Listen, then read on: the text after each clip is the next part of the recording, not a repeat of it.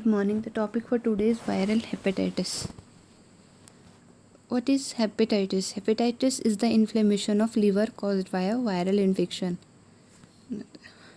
Viral hepatitis is diffuse inflammation and necrosis of liver parenchyma caused by either hepatotrophic viruses or non-hepatotrophic viruses. Means viral hepatitis जो है वो liver की inflammation और necrosis है, either caused by hepatotrophic viruses. Hepatotrophic viruses means जो mainly liver को affect करते हैं, और नॉन हिपेटोट्रॉफिक वायरसेस जो लीवर के साथ दूसरे ऑर्गन्स को भी अफेक्ट करते हैं, और मेनली वो लीवर स्पेसिफिक नहीं है. However in clinical scenario the term viral hepatitis is used to denote hepatitis due to hepatotrophic viruses only. जबकि क्लिनिकल केसेस में हम वायरल हेपेटाइटिस सिर्फ हिपेटोट्रॉफिक वायरस जो हेपेटाइटिस कॉज कर रहे हैं उसी को लेते हैं. Different type of hepatitis: hepatitis A, B, C, D, E. 5 type of viral hepatitis are there, out of which hepatitis A and hepatitis E are spread by fecal-oral route, and hepatitis B, C, D are blood-borne infections.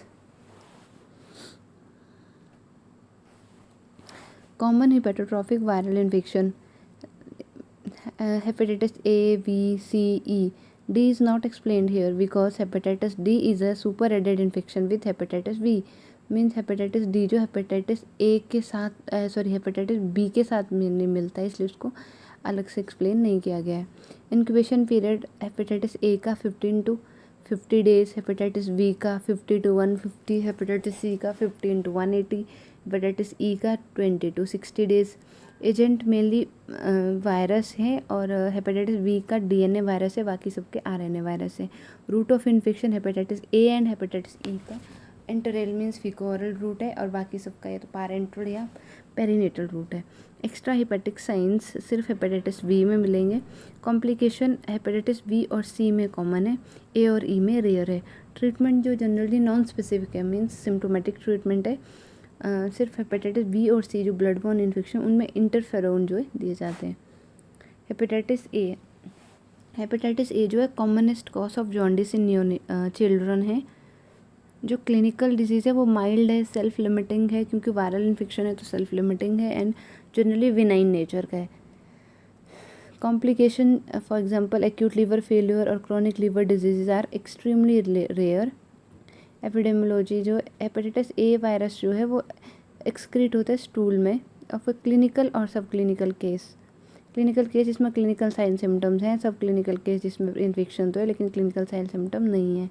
And are transmitted by faeco-oral route by injection of contaminated water and food. मतलब वो contaminated water और food के through ही फैलता है.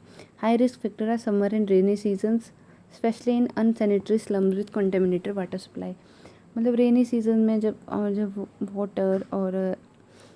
Water supply contaminated है, या फिर स्लम्स में जहाँ पे वाटर सप्लाई कंटेमिनेटेड है, उस टाइम पे और उस स्पेस पे ज़्यादा चांसेस हैं हेपेटाइटिस ए के. No age is immune. Hepatitis A virus, hepatitis A जो की वजह से जो हेपेटाइटिस है, हेपेटाइटिस ए वायरस की वजह से जो हेपेटाइटिस है वो बिलो 2 ईयर जो है रिस्क कम है, बिकॉज बच्चे जो है एक्सपोजर नहीं है उनका ज़्यादा कंटेमिनेटेड फूड और वाटर की तरफ.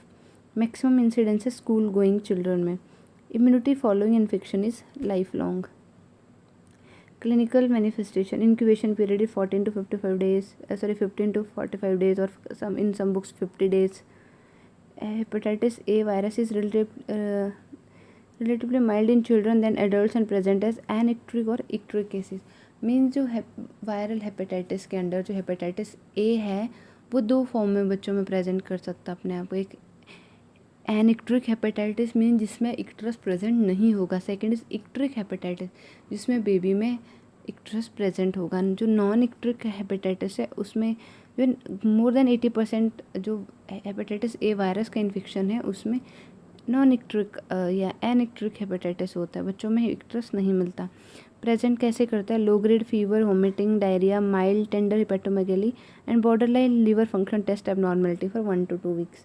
मतलब लीवर फंक्शन टेस्ट में जो एबनॉर्मेलिटी वो थोड़ी सी होगी और 1 to 2 weeks के लिए रहेगी. जो icteric hepatitis it indicates more severe hepatic injury. इसमें क्या होता है, appearance of jaundice after a few days of above symptom and more moderate hepatomegaly. इसमें क्या रहता है, जो ये फीवर, वॉमिटिंग, डायरिया और ये सब जो है, इसके कुछ दिन के बाद जो बच्चे में जॉन्डिस मतलब इक्टरस डेवलप हो जाता है। जनरली फीवर वगैरह सबसाइड कर जाता है, उसके बाद जॉन्डिस डेवलप होता है।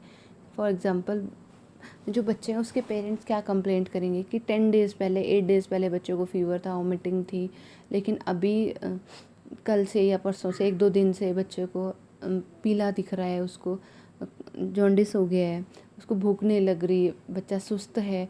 ये सब सिम्टम जो है फीवर सबसाइड होने के बाद उसमें इक्टरस और या जॉन्डिस उसको फीवर सबसाइड होने के बाद दिखेगा, उसमें हिस्ट्री फीवर की मिलेगी।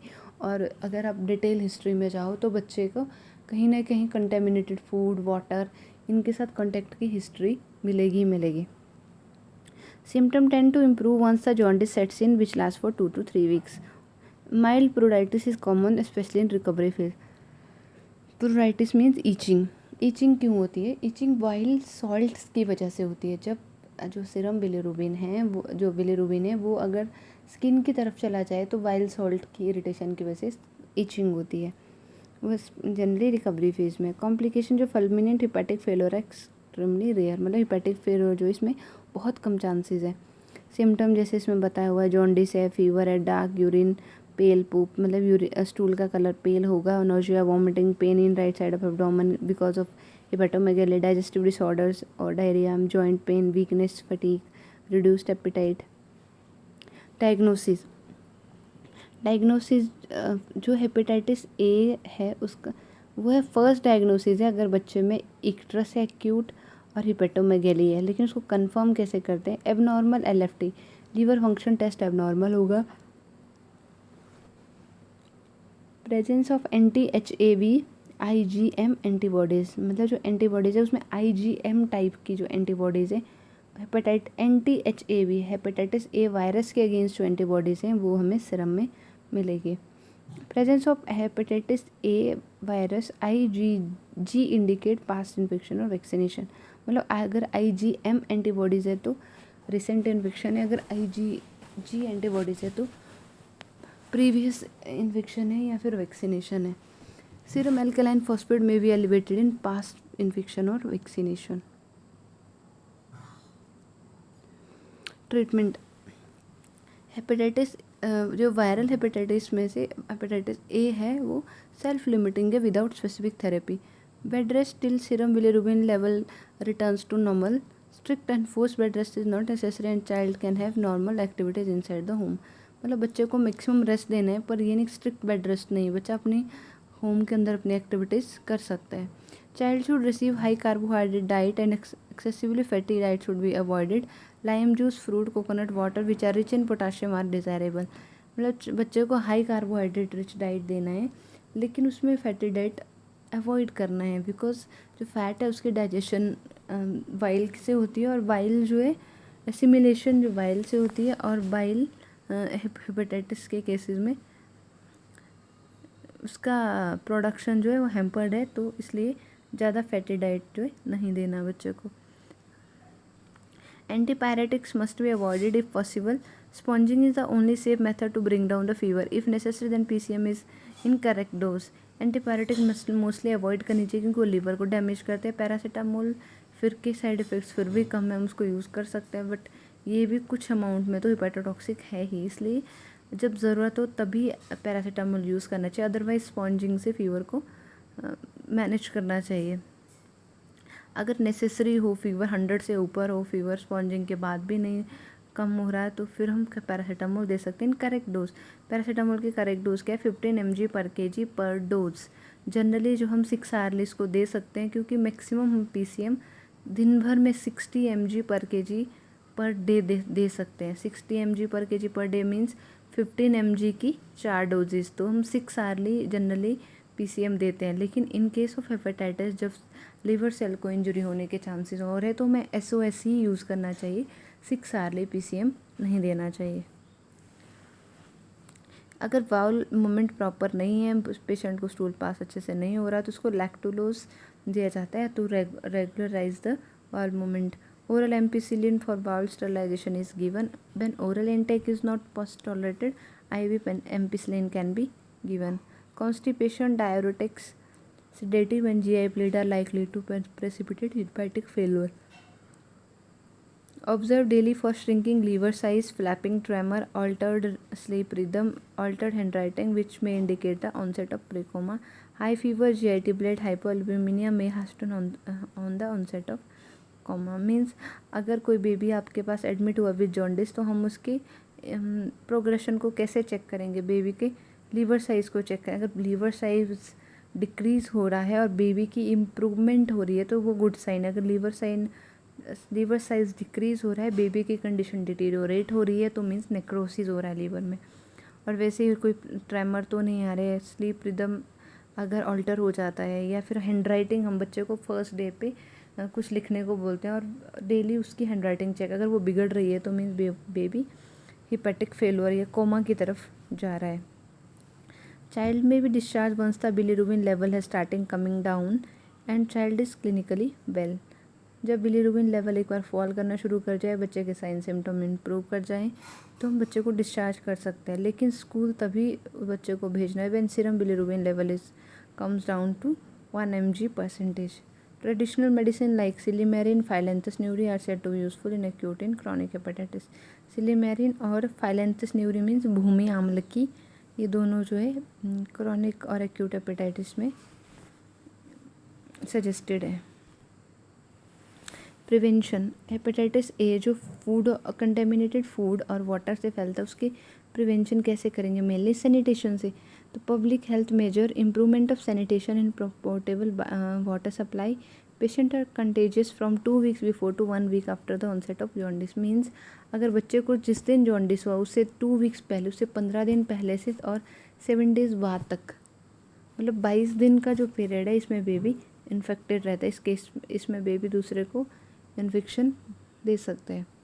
Personal protection. Use boil water और UV expose water specially during epidemics. Acute immunization. 2 doses of hepatitis A vaccine at 6 month interval provide 95% protection. Protective antibody titer for 10 years. Means जो अगर हम 2 doses of hepatitis A की vaccine लगाते हैं 6 month के interval पे, तो baby में जो एंटीबॉडीज़ बन जाते हैं उसको 10 years तक प्रोटेक्ट करते हैं जनरली. हेपेटाइटिस ए वैक्सीन जो वायरस की जो इम्यूनाइजेशन है, HAV जो वैक्सीन है, वो गवर्नमेंट शेड्यूल में नहीं है इंक्लूडेड है. वो एज एडिशनल और ऑप्शनल वैक्सीन अवेलेबल है. और जो बच्चों जिनमें क्रॉनिक लिवर डिजीज़ है या जो इंस्टीट्यूशनलाइज्ड बच्चे हैं जैसे ऑर्फेंजीज हैं, उनमें हेपेटाइटिस ए वैक्सीन देना कंपलसरी है. Prevention. Post exposure prophylaxis indicated in all household contact with 10 days of exposure, preferably with initiation of hepatitis A vaccination. Means अगर फैमिली में से किसी एक को हेपेटाइटिस ए हो जाए तो बाकी जो उसके कॉन्टैक्ट्स हैं उनको 10 days के अंदर अंदर जो है हेपेटाइटिस ए का वैक्सीन देना है. या फिर इम्यूनोग्लोबुलिन मतलब antibody, direct artificially prepared antibodies देनी है 0.02 to 0.06 ml per kg. Generally ये इन्फेंट्स में और इम्यूनो कॉम्प्रोमाइज बच्चों में दिया जाता है.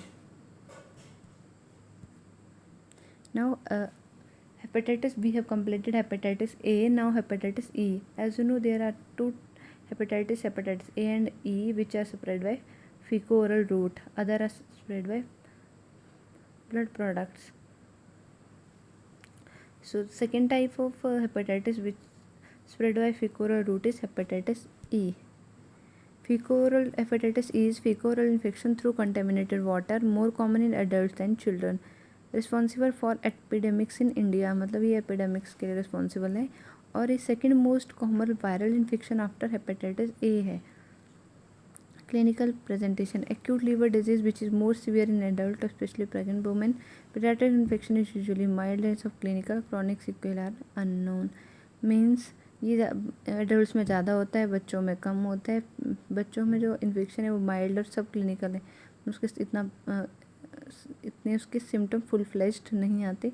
डायग्नोसिस anti-HEV IgM और IgG antibodies. Symptom treatment is symptomatic. Now prevention of hepatitis E same as that of hepatitis A. Boiled water use करो, avoid raw meat, wash your hand properly, boil water to purify it. Take home message. What we have learned today, we will summarize it quickly. Generally hepatitis is inflammation of liver, and it is caused by hepatotrophic or non-hepatotrophic viruses. And in clinical scenario, we generally take viral hepatitis as infection caused by only hepatotrophic viruses. और वो 5 type के viral hepatitis है, A, B, C, D, E, F, D, E. Hepatitis A and E are spread by fecal route, other are spread by blood products. So today we have completed only hepatitis which is spread by fecal route, that is hepatitis A and hepatitis E. So to prevent hepatitis A and E, as you know, transmission is through contaminated food and water, so contaminated food and water should be avoided. How will prevent it? Get vaccination for hepatitis B. Hepatitis E की तो vaccine नहीं है, hepatitis A के लिए vaccine लेना चाहिए. Wash hands well before cooking and